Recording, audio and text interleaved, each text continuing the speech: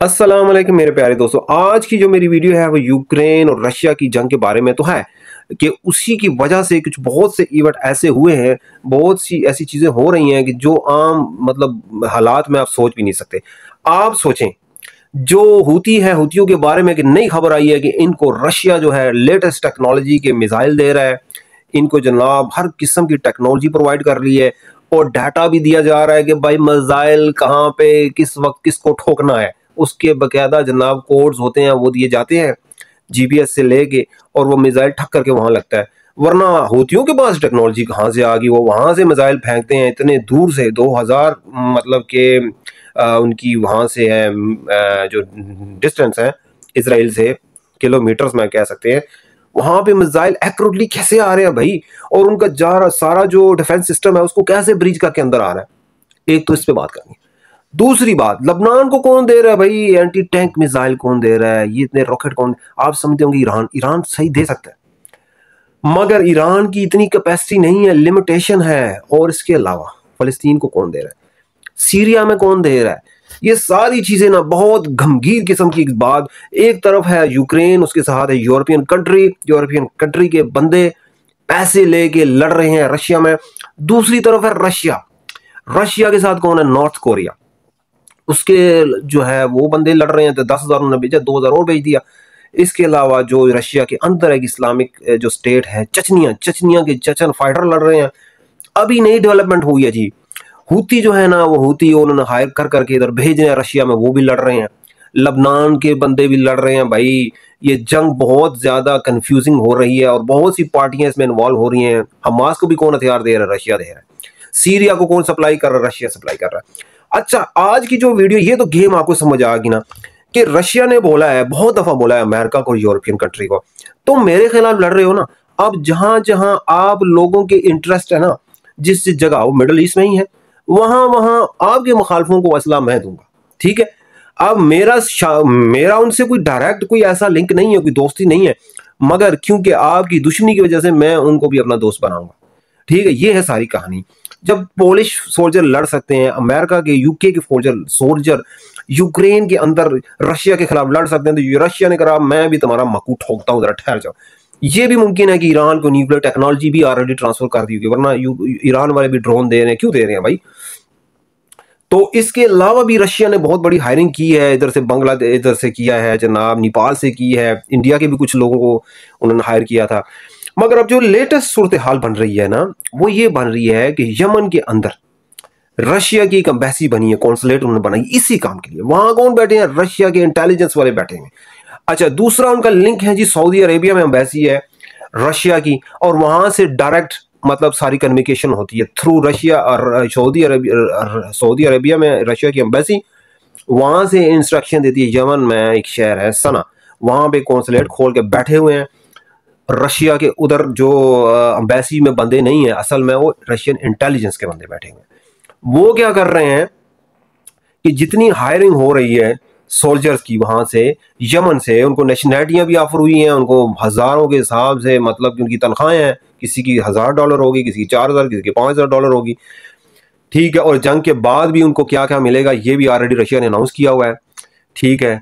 और हूती क्या मांग रहे हैं? हूती मांग रहे हैं भाई हमें मिसाइल सिस्टम दें जिससे हम इन जो जितनी शिप्स जा रही हैं इसराइल की तरफ, या यूके की शिप आ रही है, अमेरिका की शिप, उस पर हम करेंगे अटैक। तो उनको मिसाइल कौन दे रहा है? उनको चलाना सिखाना कौन कर रहा है? ये सारी गेम रशिया ने चलाई हुई है। दूसरी बात सुने, इसलिए अभी ये मीडिया कह रहा है कि हूती भी पहुंच गए यूक्रेन में लड़ने के लिए।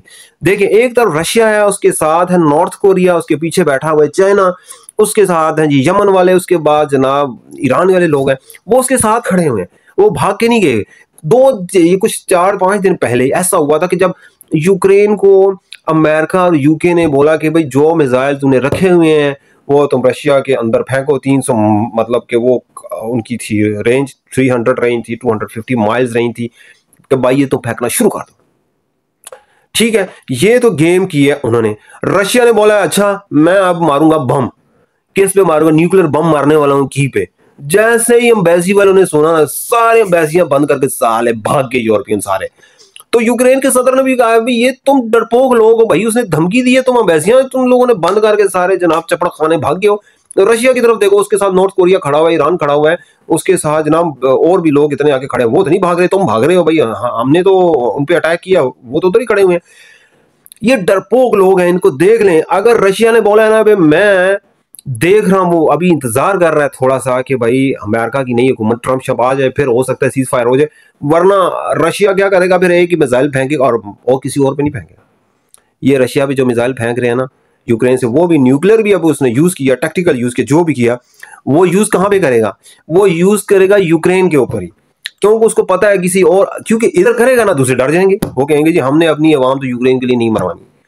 क्योंकि जब एक न्यूक्लियर, मैं कहता हूं रशिया बहुत गलती, एक न्यूक्लियर जब उसने फेंक दिया ना, तो आप देखेंगे फिर ये सारी उनकी हवा निकल जाएगी, फिर ये नजदीक नहीं जाएंगे, क्योंकि उनको पता है ठीक है रशिया भी तबाह हो जाएगा, मगर वो कभी खुद नहीं तबाह होना चाहेंगे। वो कहेंगे चलो दफा करो इसको, इसके टॉपिक को इधर ही क्लोज करो। अभी जब अमेरिका का नया सदर ट्रंप जो बन चुका है, जनवरी में आएगा, तुम देखना वो कहेगा भाई गंद तो बहुत मच चुका है मेरे लिए, और ये बाइडन इसलिए कर रहा है, इतना गंद मचा रहा है, इतना गंद मचा रहा है कि ट्रंप जब आए ना उसको समझ ही नहीं आया इस मसले को किस तरह रिजॉल्व करना है। इतना असला उसको दे रहा है, यूक्रेन को माइंस दे रहा है, पता नहीं क्या क्या दे रहा है, तो ट्रंप के लिए माइंस बिछा रहा है। ठीक है, ट्रंप जब आएगा उसकी हुकूमत भी बढ़ जाएगी, उसको समझ ही नहीं आएगा क्या करना है। तो भाई रशिया की हुतियों से, या रशिया की ईरान से, रशिया की नॉर्थ कोरिया से, रशिया की चाइना से दोस्ती एक नेचुरल एलिमेंट है। भाई आपने उसके सारे रास्ते अगर बंद कर दिए तो वो भी, उसके पास भी बहुत से वेज हैं। अभी आप इसराइल ने जब हिजबुल्लाह पे, अभी लबनान पे अटैक किया है, तो क्या उसके टक्कों पे कितने हमले हुए। अब उनकी आंखें खुली, हाँ ये किधर से आ रहे हैं मिसाइल। अभी इसराइल वाले जो है ना उनको फंसेंगे वो, अगर उन्होंने लॉन्ग टर्म जंग करने की कोशिश की ना, तो भाई बहुत इनके लिए मसाइल पैदा होंगे। इतना आसान नहीं है आपके यमन पे, मतलब है कि हिजबुल्लाह वाले उस पर आ जाएंगे एकदम से और सारा फतह कर लेंगे। अभी हिजबुल्लाह वाले इनकी बजाएंगे सही, क्योंकि उनको रशिया से पीछे सप्लाई आ रही है, इंटेलिजेंस वाले बैठे हुए हैं उधर ही, मतलब लबनान वालों को सब रिपोर्टिंग करेंगे, ये मिसाइल मारो, इसके ये कोड्स हैं, चलो भाई, फिर उनको समझ आ जाएगी। फिर इनके जो मिसाइल सिस्टम, डिफेंस सिस्टम लगे हैं, फिर उनको समझ नहीं आएगी। ये और इसराइल का जहाज से आए, ठीक है, हमला करके चले जाएंगे। जमीनी फोर्स जब भी आएगी ना, और टैंक जब आएंगे ना, तुम देखना टैंकों के साथ क्या होने वाला।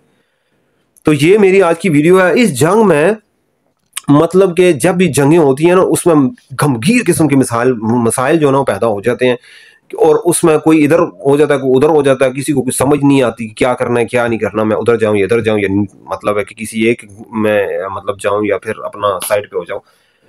तो भाई ये बातें हैं, जंगें अच्छी नहीं होती, जंगों के रिजल्ट डिजास्टर आते हैं, और उम्मीद करते हैं कि ये जंग जल्दी से जल्दी गंद खत्म हो ताकि लोगों को कुछ अमन मिले। इजाजत चाहते हैं, अल्लाह हाफिज़। और आखिर पे रिक्वेस्ट है कि भाई मेरे चैनल को लाइक करें, सब्सक्राइब करें और शेयर करना ना भूलिएगा। अल्लाह।